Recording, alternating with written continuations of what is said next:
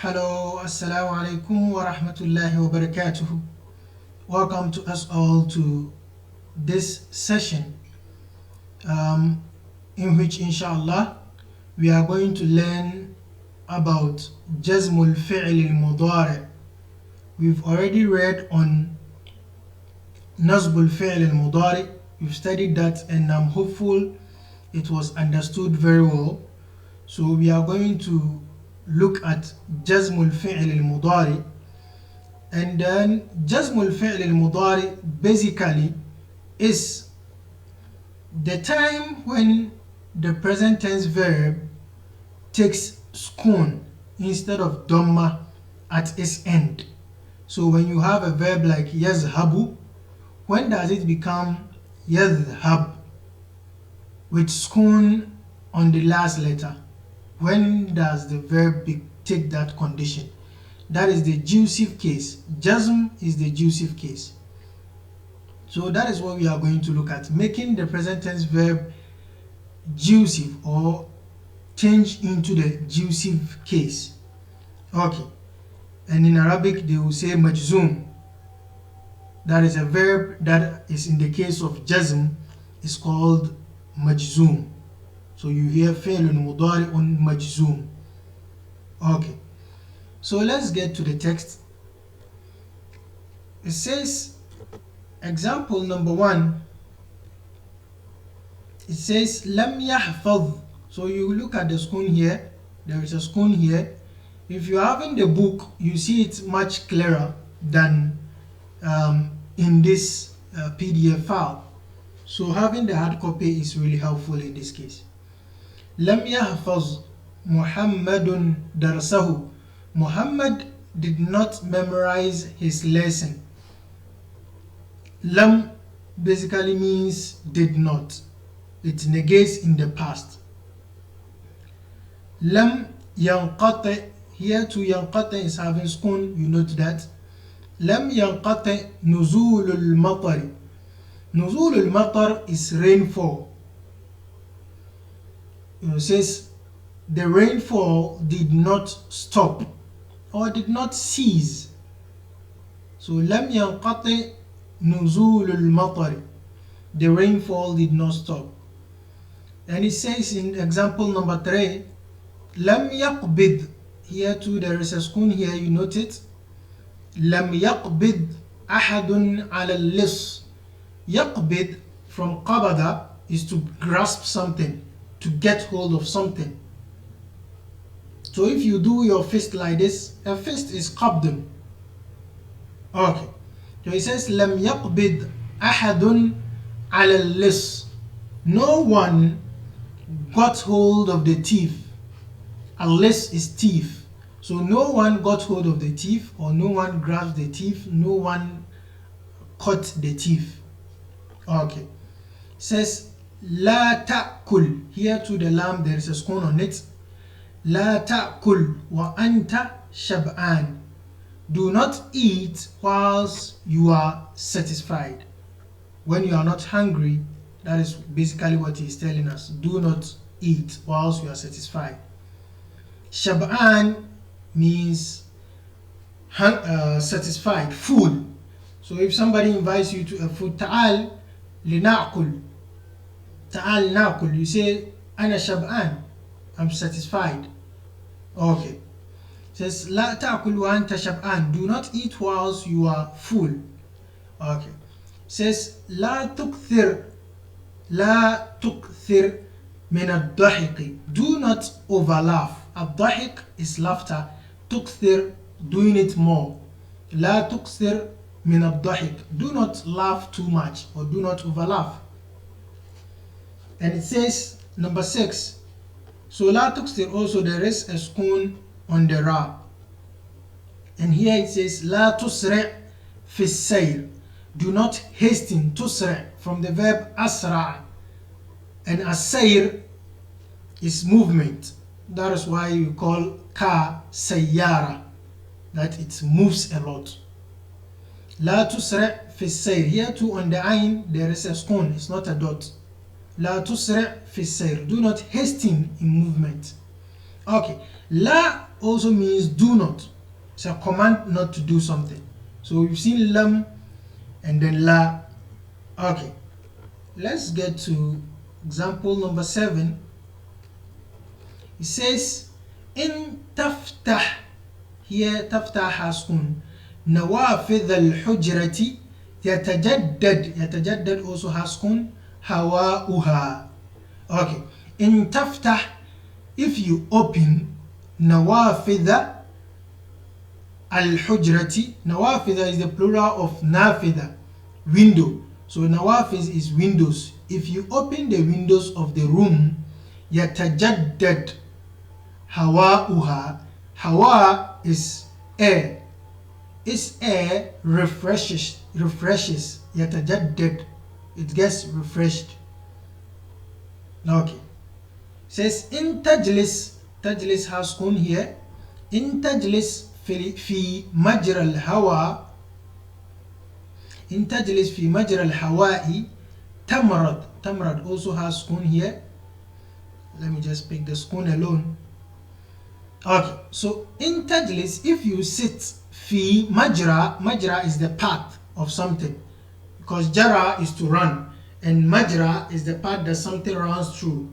Okay, so it says if you sit in the path of the wind or the air, tamarad, you get sick, you fall sick. When the wind is blowing and you sit and it's blowing on you like that, you fall sick. So you don't really face the wind like that, it gets you sick. That is what he's saying. Okay, and we have here also in yusafir, spoon here, akhuka, tusafir, another spoon here, ma'ahu. If your brother travels, you travel with him. Akhuka, your brother, if he travels, you travel with him. Okay, now to the explanation. Al-Bahth. Okay, it says يشتمل كل مثال من الأمثلة الستة الأولى على. I've already explained that the verb يشتمل, to contain, goes with ala. يشتمل ala, to comprise of or to contain something. So I can say الجامعة تشتمل على 4 كليات. الجامعة تشتمل على 4 كليات. The university consists of or contains 7 colleges. So I can use it like that, but it goes with ala. يشتمل, اشتمل على, اشتمل على. So you see, when they say a university is shamila, jami'a shamila, it means the university treats or takes, in the university they teach all courses. If they say something is shamila, that is it is all round. So normally they give it to, there is this library that is called al-maktab al-shamil. That is the library that has almost everything. So if you say ishtamala ala, to contain something or to be composed of something. Okay. So the first sentence here says يشتمل كل مثال من الأمثلة الستة الأولى. The first 6 examples contains, each example among the first 6 examples contain فعل مضارع. It contains a present tense verb, that is 1. It contains a present tense verb. قبله أحد الحرفين. It also has this, either this or that. So the first 6 examples, you will see there is a present tense verb in it, and before the present tense verb you either find lam or la. So the first 3 is for lam and the second 3 is for la. Okay, قبله أي قبل فعل المضارع أحد الحرفين. Before you find the فعل مضارع, and before the فعل مضارع there is one of these huruf there. You either find lam or la. You can refer to the, if you have the book, you just cast your eye to the examples and you see what they are saying.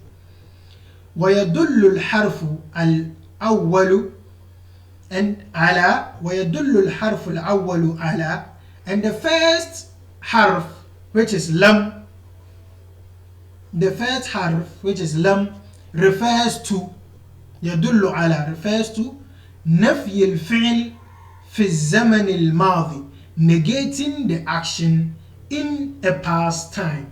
So it negates an action in the past tense. That is why we say it means did not. If I say lam adhab, I did not go, it negates in the past. So that is yadullu ala, it refers to نفي الفعل, negating the action في الزمن الماضي, in a past time. ويفيد الحرف الثاني, and the second harf which is la, the la here, also is what? نحي المخاطب عن الفعل. And the second harf also gives us the meaning of prohibiting, the mukhatab is the second person, prohibiting the second person عن الفعل, from doing the action. So if I say لا تأكل, I'm commanding the second person not to eat. أنت لا تأكل. It is used to prohibit the second person, be singular, plural, or whatever. Okay. Now we know the meaning of la and the lam. We know both meanings. Okay. Now let's look at the last ones. It says إذا تأملت آخر كل مضارع مسبوق بأحد هذين الحرفين. If you should look at the endings of the present tense verb that is preceded with one of these huruf, that is the lam or la, any present tense verb that is preceded with one of these, في هذه الأمثلة وفي غيرها, in these examples and in other examples like it. If you find any example anywhere, it's not definitely these 6. If you find any example anywhere and there's present tense verb and lam or la precedes it, وجدته مجزوما, you find that the present tense verb is majzoom. That is the term when a verb is in the jazm case, in the jusive case, we say the verb is majzoom, just like the marfu, mansub, majzoom, and we have also majroor. Okay, so majzoom basically means it ends in sukun. That is the basic understanding. It ends in sukun. Okay. Okay, so it says here, let's come this way.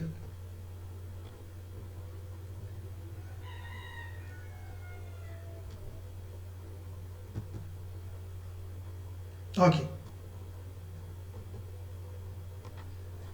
It says here لكنك إذا حذفت هذا الحرف, but if you should delete, حذف means to delete, the verb حذف means to delete. So it says إذا لكنك, but you إذا حذفت, if you delete هذا الحرف, if you delete this harf, وجدته مرفوعا, you find the present tense verb marfu, it now takes dhamma.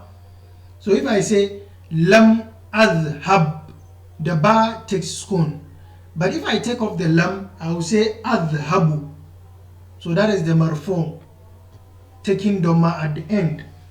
Okay, and it says من ذلك نرى أن كلا من هذين الحرفين, and from that, I mean ذلك, and from this analysis, نرى أن كلا من هذين الحرفين, we see that each of these two articles, la and lam, إذا دخل على المضارع, if it precedes a present tense verb, جزم آخره, its ending is made majzoom, that is, it is giving sukun basically. That is the basic sign of jazm, sukun.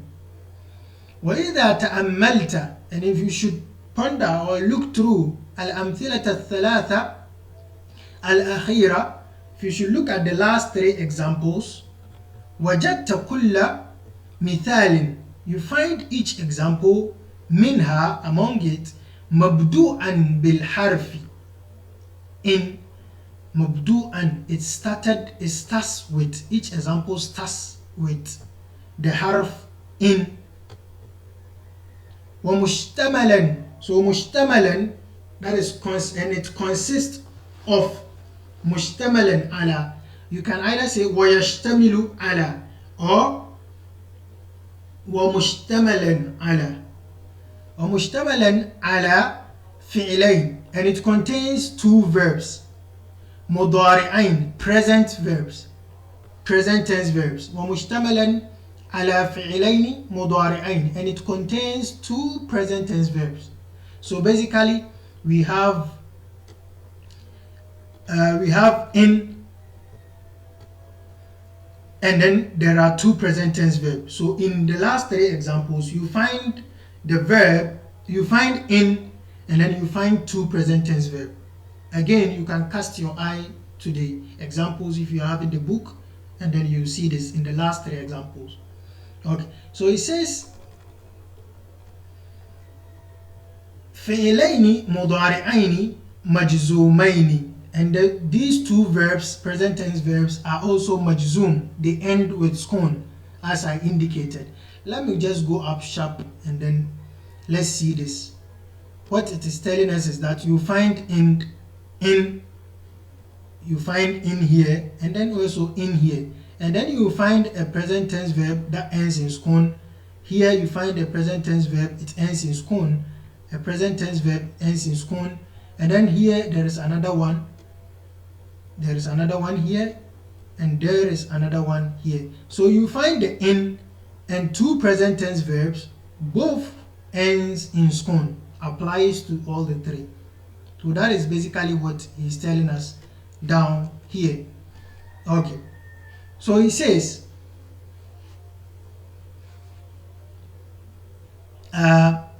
okay, let's just work up from here. In, it starts with in, the sentences start with in. ومشتملا على فعلين مضارعين, and it contains two present tense verbs مجزومين, that are majzoom, ends with skun. حصول الأول, حصول means occurrence. حصول الأول منهما, the occurrence of the first among them. The first refers to the first verb. So the first verb, that is the one that comes after in, its occurrence is shartun, is a condition fi husul الثاني, in the occurrence of the second. So the first verb must happen before the second can happen. Okay, it is clarifying it here. It says فَفَتْحُ النَّوَافِذِ, so opening of the windows, في المثال الأول, in the first example. For example, مثلا, for example, شرط is a condition في تجدد الهواء. So if, of course, if you don't open the window, the air will not refresh. As he says, if I remember very clearly, إن تفتح نوافذ الحجرة يتجدد الهواء أو يتجدد هواؤها. So if you open the windows, the air is refreshed. So it's a condition. The occurrence of the first verb is a condition for the occurrence of the second verb. Okay. وَالَّذِي أَفَادَ الشَّرْطُ, and the one that gave us the meaning, afada, meaning to give us a meaning of shart, the meaning of condition, وَجَزَمَ كُلًّا مِنَ الْفِعِلَيْنِ, and made both two present tense verb majzoom, that is, made them both end in skun, is huwa, is in, is the article in that comes in front of the sentence. وَلِذَلِكَ, and due to that, tusamma, it is called in is called, tusamma in is called harfu shartin wa jazmin. This is the name for in. Harf shartin wa jazmin. ويسمى الفعل الأول, the first verb that comes after in, the first present tense verb that comes after in, is also called فعل الشرط. We need these names. فعل الشرط. So we have a jumla shartiya, a conditional sentence. We have in the in, that is the harf shartin wa jazmin, And then we have the present tense verb that comes right after in. Is called fi'l al-shart. It's called fi'l al-shart, the conditional verb. وَالْفِعْلُ الثَّانِي, and the second verb is called what? جواب الشرط, the response to the condition, or the answer to the condition. You need to keep these names. You have in, which is called harf shartin wa jazmin. The present tense verb that comes after it is called fi'l al-shart, and it ends with sukun. You have another present tense verb that comes anywhere in the sentence and also ends in sukun, and it's called jawab al-shart. Okay, let's look at the qawaid. Al-qawaid, the rulings. If you can, you memorize it, you do well to understand this portion very well. It says يجزم الفعل المضارع. فعل مضارع, the present tense verb, is made مجزوم إذا سبقه حرف جازم, if it is preceded by a jussive article. That is an article like la, lam, and in. Not inna, please, in. Okay. And also not an. In, alif hamza under it, and nun sukun. Or lam or la. La, that is also prohibition, commanding someone not to do something. Okay, you need to get this right. كالحروف الآتية, so سبقه حرف جازم, preceded by a jazm article or a jussive article. كالحروف الآتية, like the following huruf. He's going to give us examples. وهي, which is lam, and la, and nahiya. This is very important. The la is called la and nahiya, the la of prohibition. It's not just any la, because we have la and nafiya. We don't mean that. La and nahiya, la of prohibition. It commands not to. Okay, and also we have in. These are the three he has given us. Okay, giving us the meanings, he says lam ولا الناهية تجزمان فعلا مضارعا واحدا. What they do is that they make just one فعل مضارع, فعلا مضارعا واحدا. They make just one فعل مضارع, just one present tense مجزوم, as we've seen in the examples where la and lam were used. There was only one present tense verb that had sukun. Okay. It says وَالْحَرْفُ الْأَوَّلُ, and the first harf, which is lam, يَنْفِي حُصُولَ الْفِعْلِ, it negates the occurrence of the action فِي الْمَاضِي, in the past. That is why it means did not. وَالثَّانِي, and the second, يَنْهَى, it prohibits عَنْ عَمَلِ الْفِعْلِ, from doing the action. It prohibits one from doing the action. Okay, and then the last, which is in, تجزم فعلين, it makes two present tense verb majzum, as we've seen. وتفيد, and it gives us the meaning, the understanding, أن حصول الفعل الأول, that the occurrence of the first verb شرط, is a condition في حصول الفعل الثاني, in the occurrence of the second verb. Now this part is very important. We need to know it very well, such that we understand the subject, this qawaid part. Listen and listen again. If there is any point that is unclear, you try to ask and make sure you clarify everything before you move to the next topic. Okay, so this brings us to the end of this session. Nahu, as I always repeat, is understanding. Not so much memorization, but understanding. You do well to understand every grammatical law you are told, and then that's all, you are good to go. Okay. Till we meet again in the next session, have a good time, have a blessed Arabic moment. Assalamu alaikum wa rahmatullahi wa barakatuh. Bye bye. Don't forget to share, like, and subscribe. Thank you.